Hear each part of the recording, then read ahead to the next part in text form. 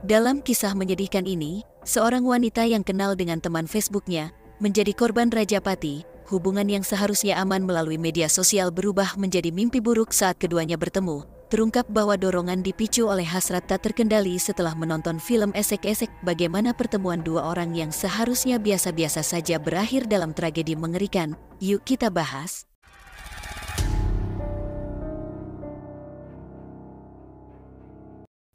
Kisah ini dimulai dengan seorang pekerja yang pada saat itu bersiap untuk bekerja di pabrik pembuatan batu bata. Saat hendak masuk ke area pembakaran batu bata, ia kaget menemukan seorang wanita tergeletak di antara tumpukan bata di dalam tobong.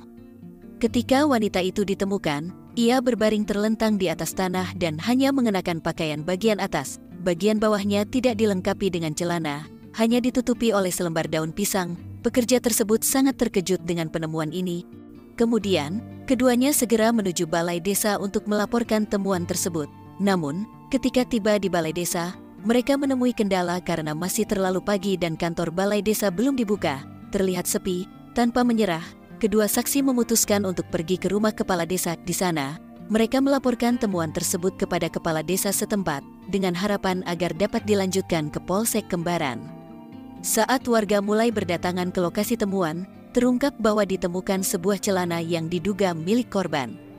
Celana tersebut berjarak 10 meter dari posisi tubuh wanita yang ditemukan. Informasi ini juga disampaikan kepada pihak polisi ketika mereka tiba di lokasi. Pihak kepolisian yang tiba di lokasi temuan menemukan wanita tersebut tanpa identitas diri. Warga sekitar juga tidak mengenali sosok wanita tersebut, yang memiliki ciri-ciri mengenakan sweater berwarna hijau, rambut pendek berwarna pirang, menggunakan jam tangan, dan diperkirakan berusia 25 tahun. Hasil sementara dari tim Inavis bersama tim medis menunjukkan bahwa pada tubuh wanita tersebut ditemukan tanda-tanda kekerasan seksual. Temuan ini didasarkan pada adanya bekas lebam di leher dan dahi korban, serta adanya cairan pada alat vital korban. Selain itu, terdapat luka cakaran pada bagian perut dan sisa lendir bercampur darah di bagian kaki sebelah kanan tubuh wanita tersebut. Tubuh korban segera dievakuasi oleh pihak kepolisian pada pukul 9.30 dan dibawa menuju RSUD Margono Soekarjo Purwokerto, Banyumas, untuk dilakukan autopsi guna mengetahui penyebab meninggalnya korban secara pasti, serta melakukan identifikasi untuk mengetahui identitas korban. Setelah serangkaian pemeriksaan, termasuk olah TKP, diduga penghabisan ini diperkirakan terjadi pada malam hari setelah aktivitas pembuatan batu bata selesai. Pada hari yang sama, pihak kepolisian berhasil mengidentifikasi korban sebagai Tri Ilulentari, seorang wanita berusia 21 tahun yang dikenal dengan nama Tari. Tari berasal dari Desa Sumbang, Kecamatan Sumbang, Banyumas, Jawa Tengah. Hasil identifikasi tersebut segera dikonfirmasi kepada pihak keluarga korban yang diminta untuk datang dan mengenali korban secara langsung. Saat konfirmasi dilakukan, polisi melakukan pencocokan ciri-ciri korban. Setelah dikonfirmasi, ternyata tubuh korban sesuai dengan anak perempuan dari ibu yang datang. Setelah hasil identifikasi, polisi melakukan pendalaman informasi dan memeriksa 5 orang saksi, termasuk ibu korban. Berdasarkan keterangan keluarga, Tari dijemput oleh seorang laki-laki di rumahnya pada pukul 21 malam pada tanggal 25 Desember tahun 2023. Keterangan saksi ini sesuai dengan informasi dari dokter forensik yang menyatakan bahwa korban diperkirakan meninggal dunia sekitar 12 jam sebelum pemeriksaan autopsi. Pihak kepolisian mulai mendalami cairan yang ditemukan pada alat vital korban dengan mengecek pemilik DNA dan berhasil menemukan sidik jari pada tubuh korban. Polisi terus mendalami beberapa temuan tersebut melalui penyelidikan yang lebih mendalam. Pada tanggal 29 Desember tahun 2023, hasil penyelidikan menunjukkan bahwa polisi berhasil mengidentifikasi satu nama terduga pelaku dalam penghabisan Tri Ilulentari. Pelaku tersebut bernama Sahrul Ramadan, berusia 23 tahun, dan merupakan warga Sukaraja Kulon yang tinggal di Karangtengah, Kecamatan Kembaran, Banyumas, Jawa Tengah. Sahrul Ramadan ternyata adalah seorang buruh lepas dan teman dekat korban. Meskipun mereka hanya berkomunikasi lewat chatting, meskipun baru bertemu 2 kali setelah mendapatkan identitas pelaku, pihak kepolisian segera melakukan pengejaran ke alamat yang telah diketahui. Ternyata, pelaku tidak menyadari bahwa dirinya sedang menjadi target pencarian oleh polisi. Tanggal 31 Desember tahun 2023, sekitar pukul 17, kepolisian Banyumas berhasil menangkap pelaku di Jalan Raya Kecamatan Kalibagor saat pelaku tengah mengendarai sepeda motor. Pelaku segera dibawa ke Polresta Banyumas untuk dilakukan pemeriksaan lebih lanjut. Dalam proses interogasi, pelaku dengan nama Sahrul mengaku bahwa hubungannya dengan Tari hanya sebatas teman dekat dan tidak ada hubungan khusus di antara mereka. Mereka kenal sekitar 5 bulan lewat jejaring sosial Facebook dan berkomunikasi melalui WhatsApp.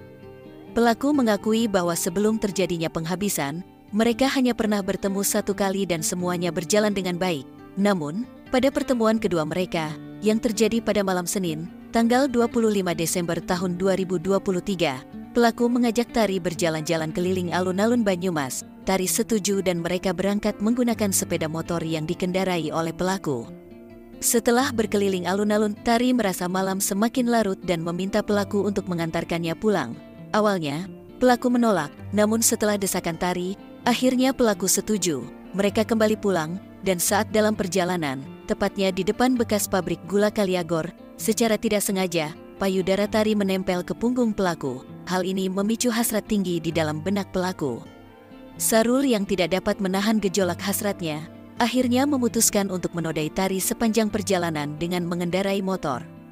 Sahrul mulai memikirkan di mana tempat yang sepi untuk mengeksekusi niat buruknya. Sesampainya di Desa Pliken, Sahu menemukan sebuah tempat yang dianggapnya cocok, yaitu sebuah tobong batu bata yang terletak tidak terlalu jauh dari jalan raya. Begitu sampai di tobong batu bata, niat awalnya hanya ingin menodai korban berubah menjadi niat untuk menghabisi Tari. Setelah memuaskan nafsu bejatnya, Sahul pun mengambil barang-barang milik korban, seperti ponsel dan tas yang berisikan uang senilai Rp385.000. Di hadapan polisi, pelaku mengakui bahwa saat menodai korban, ia tidak tahu dengan pasti apakah korban Tari sudah meninggal dunia atau belum. Yang pasti, saat pelaku melakukan perbuatan tersebut, korban Tari sudah tidak sadarkan diri. Pelaku memberikan keterangan kepada pihak kepolisian bahwa dirinya kecanduan menonton film esek-esek yang mengakibatkan sulitnya baginya untuk mengontrol hawa pengen-ceritanya.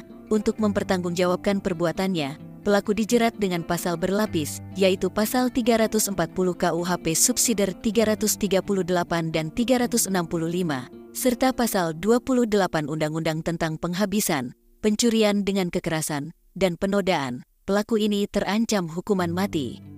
Cerita ini menyampaikan pesan penting tentang keamanan dan pentingnya waspada terhadap teman dekat. Kasus penghabisan Tari oleh teman Facebook menunjukkan bahaya ketidakpahaman seseorang yang dianggap dekat.